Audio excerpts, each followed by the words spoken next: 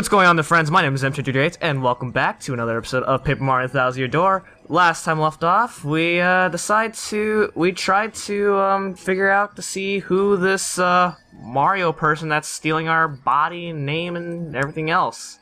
And now in this part, we're continuing our search throughout this. Oh, wait a second, Mchan. This is my LP. Wait, what? I had no idea. Alright, anyway, yeah. Like he said, though, we're going to be continuing with the Thousand Year Door, and we're going to try to find out the name of the person who took our body and our friends. I guess I'll hand you the controller, then. Okay, well, I already have the controller. But yeah, that character, the person who actually took our name, is based off of a certain fairy tale character. I won't get into who it is right now, but we will reveal it soon enough. Now, we were told last time by Vivian that we can talk to the birds around town to get some gossip, as they like to eavesdrop. But you can you can eavesdrop on all of the birds' conversations, but the one that's most important is this group right here, or at least these two. Hey, Vivian, Vivian, why are you what are you on doing? the No, other side? This way. This way. Okay. Yeah, I love the way the party members can glitch sometimes. Yeah. Alright. Especially in Paper Mario. So that Mario guy meeting with the mayor, he's actually the bad guy, right? Ooh, I know! And nobody even knows. Humans are so dumb, it makes me want to peck their noses. Well, Mario does have a big nose. Yeah. The only soul that knows the bad guy's name is locked under Creepy Steeple, I hear. Because, you know, if no one knows your name, then you can use unstoppable magic. What type of... What? So, I never heard of that can just before. walk up to a random stranger and just cast, like, Harry Potter spells or something. I don't even know. I don't even know. But if someone says your real name to you, then your magic will stop working. So, I wonder how all this is going to end up, then. Did you hear that? If we search under Creepy Steeple, maybe we can find out that guy's real name. Let's go. Maybe. To Creepy Steeple. Alright, so, looks like we have a lead. Also, one thing that I don't understand is, the Mario guy steals your name, your body, your party members, but not, like, your stats, such as your coins, star points, star pieces, shine sprites, and your crystal stars. You said that you wouldn't be reading this part because he pretty much just repeats himself, right? Well, actually, I think he says something different here. Yeah, I think he says something different here. But this one right here, I think this is the same. Alright, hey, what's up, Slick? Been waiting for you. Wonder would have done this. Oh, okay, yeah, this one's different. I would have done this back in town, but wait, what? Okay, I would have done this back in town, but that wouldn't have looked very good, would it? I guess it would. And how can he do that? How can he just rip a hole in the sky? We are in a book. So this is the one who stole your name and body. He looks sort of familiar to me. Well, it's a good thing she... Well, of course he looks familiar to you, because it's a shadow. You're with the shadow. It's a good thing she doesn't remember Chapter 2. Oh, yeah. Alright, Kin of Chatter, here's the deal. You can get your chance, then I stop you. If you guess my real name, then you get your body and name back. Good deal. Fire away, no name. You don't have to be so rude. Alright, Why you gotta be so rude? No. Alright, so... The second runner-up to my name contest is... This name was Gonzalez. This was suggested by Whatchamagibbit, and I really liked this because he had a pretty good meaning behind it. He said that he wanted to name the Yoshi after the fighter that, you know, basically saved him from being made into a hot dog. You know, saying that out loud, that sounds really weird. But I don't get it, but I really liked his reasoning behind it, but I decided against it because so many other characters in Chapter 3 referred to Mario as Gonzalez anyway, so I thought it would be kind of confusing. it's kind of interesting how the nicknames they give Mario in this game. Yeah, like almost every single person calls him by the wrong name. But yeah, I know, especially there's one certain character in a later chapter, like he just gets it completely wrong. oh yeah, I can't wait for that chapter. Wrongamundo, little buddy. Who named their kid like that? Okay, that's the same thing. Yeah. But that's still funny. Wrongamundo. Yeah, I I've can't never wait heard for that word chapter. before. But yeah, the first chapter we were called Murphy. The second chapter we were called Mardio. The third chapter we were called Mardio? Gonzalo, Wait, where did that come from? the puny elder. Oh. And then the third chapter we were just called Gonzalez. Yeah. And in this chapter we can't really be called... We're called Slick. Well, yeah, that and we can't really be called anything. Yeah. He must have been oh wait. Go ahead. He must have been hiding there in ambush, waiting for you to show up. Well, forget him. Let's go get your name back. Well, we can't really get our name back until we actually defeat him, right? Now, I'm actually going to cut to Creepy Steeple because pretty much by tradition in Paper Mario games, Chapter 4 is definitely the most repetitive, and I think this game is kind of the biggest offender of that rule. So I will cut back to Creepy Steeple right now. Plus, it takes a while to actually get there. Right. And now we're back at Creepy Steeple. Now, we really didn't see a basement of any sort, well, except for that one hole that we jumped down, but that's not where we want to go. Instead, we actually want to jump down this well. Well, we could have done this back when we had the other party members, but it's not important until now. Real quick, I'm going to grab this Shine Sprite. And we're actually introduced to new enemies, and I figured that this would be a good opportunity to test Vivian out in battle. Alright, this is the Buzzy Beetle. I hope that didn't kill it yet. Or, well, yeah, unfortunately we don't have Goombella, so we can't tattle it, but we can at least show off Vivian's moves. I will come back and tattle it once we beat the chapter, because, spoilers, we're gonna get our body back at the end. Buzzy Beetles have 3 HP, right? I will put on screen their stats right now, but you might be right. I've been so used to Paper Mario. The first one. Yeah. No star pieces. Okay. But I do know they're just basically Hey, Koopa whoa! Troopas with like 2 defense points. Ouch! That's gotta suck. Yes, I finally got to show this... off... Wait, go ahead.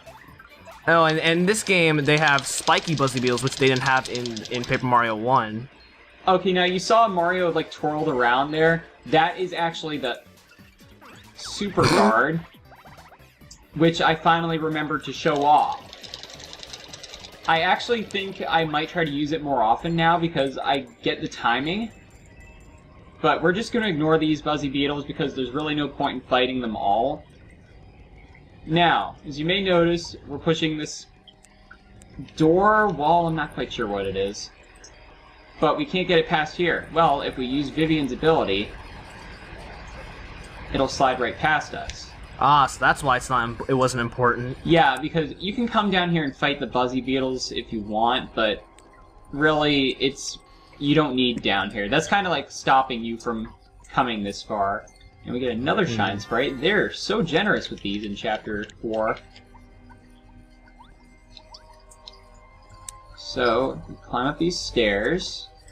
I just like how Mario looks in a rolling paper. Like, as a shadow, or just in general? In general. Yeah, it is kind of weird, and it looks even stranger as a shadow, in my opinion. But yeah, does this area look familiar? This is actually where we opened up that treasure chest with all the booze, and there's a star piece right here that I remembered. And if we come through here, we can go on the other side of that locked door. Ooh, it's a big bird. No, we already ran into Big Bird. Rockhawk. Oh, You got the letter P! A, the letter P? What? Today's episode was brought to you by the letter P for pain. Not anymore, Multi. It's mine now. And because I now own the letter P, now if any of you ever want to use the letter P again, you have to ask me nicely and say please. But you can't because you have to use the letter in order to say please, so it's mine now. I like how the icon, it looks like a capital P, while like on the dialogue it's the lowercase p. Well, it could be. It all depends on, like, you know, where you position it. But, yeah, that is required. So, is the letter P Yeah, because you may notice when you were typing, there was no lowercase p. You got a steeple key. Key that opens a door to some room. Gee, I wonder what one. And if you open up this, you get a Power Plus badge. Boost Mario's jump and hammer attacks by 1. That is actually very good. I might have to try to make room for that. Yeah. But the problem is, though, it takes up a lot of badge points. And a Mr. Softener. There's also a star piece right there. Mm-hmm. But they did say that the individual who knew that monster's name was underneath Creepy Steeple. So, why don't we see if this guy knows anything? Good morning. Good morning. Not talking. Well, huh? Good morning, even though it's not really morning. Not talking, huh? Okay. This stumped me for the longest time. I didn't know what I was supposed to do with this bird, but that's what you're supposed to do. You're supposed to hide. What happens to the weirdos? Sprock? What happened to those weirdos who were just here? Ah, whatever. What, you didn't see them, like, go down the hole? Or the floor? It was almost nice to have some company. I mean, no matter how important it is that no one know his real name, locking me up in here just because I know it, and making me guard the name's stupid missing letter, no way to treat a parrot. I really want a cracker. Dupless, you're a big meanie. When's feeding time, huh? Caught in the act. Pretty bird, pretty bird. Yeah, you are a very pretty bird. Thank you. We'll be on our way now. So, yeah, that's his name. We heard that. We heard you, little birdie. Dupless, that's his name. Now let's get your name and body back from that meanie. And we'll teach him a lesson or two while we're at it.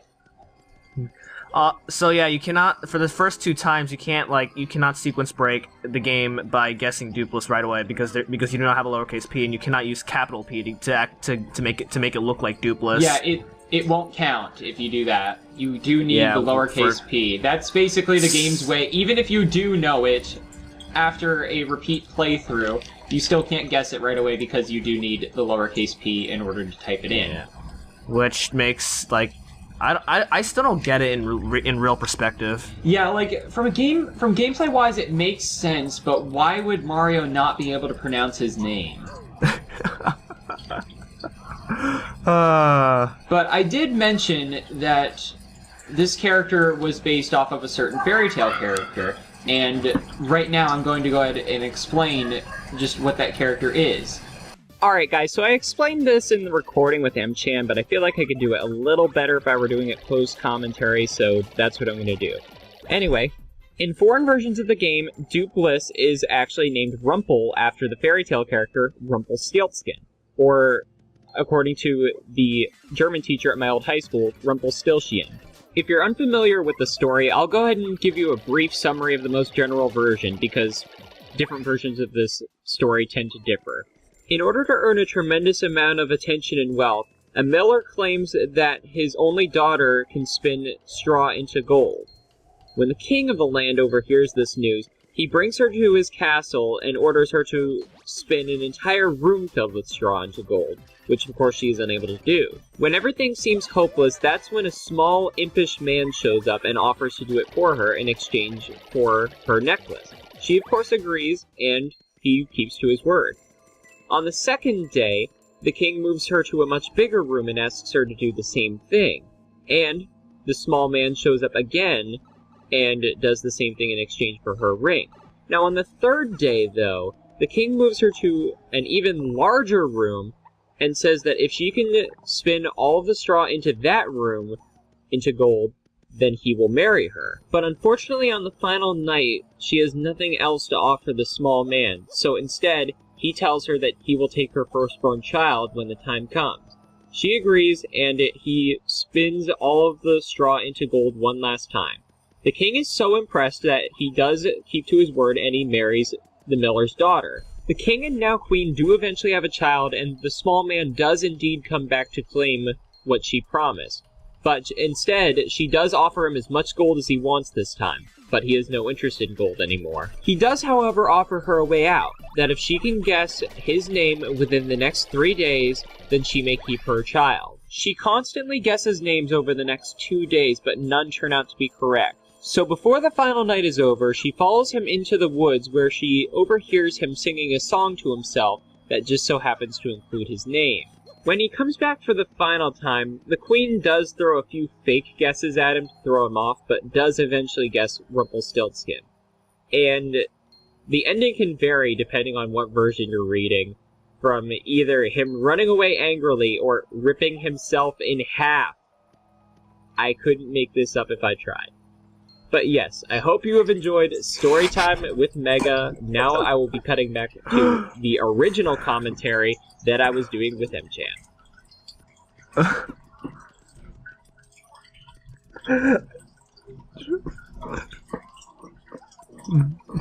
That Hyper Goomba was so funny. He's just like, he just doesn't even know what to do. He just runs after you, then goes back, runs after you, goes back.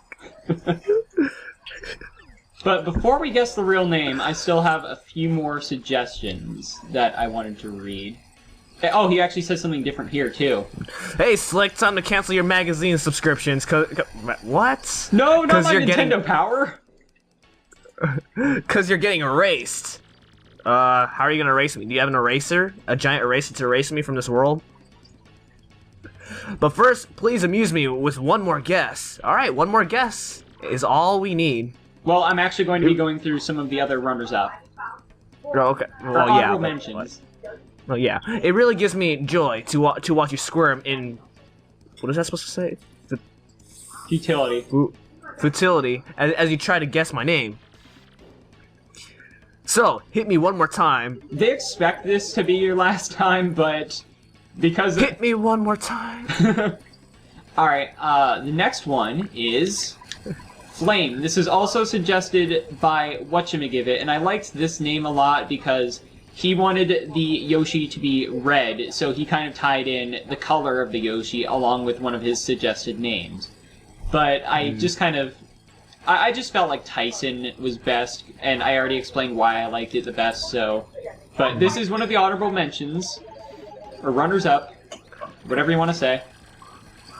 Wrongamundo, little oh, okay, that's same thing. The same.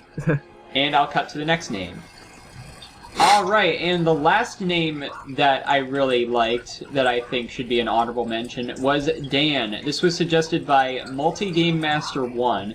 And I really liked this one just because, you know, you have this little baby Yoshi, and, you know, he's all tough and stuff, and his name is just Dan, you know? Just kind of the simplicity of it. I think it really works. But, again, I really liked Tyson, and I'm glad that I stuck with what I did. So, this is the last honorable mention. And for the final time! I think we have it this time, guys. Yep, this is the 6th time, I think. I wasn't keeping track. I'll go ahead and put it up on screen now. I'm actually now I think about it, it might be 5.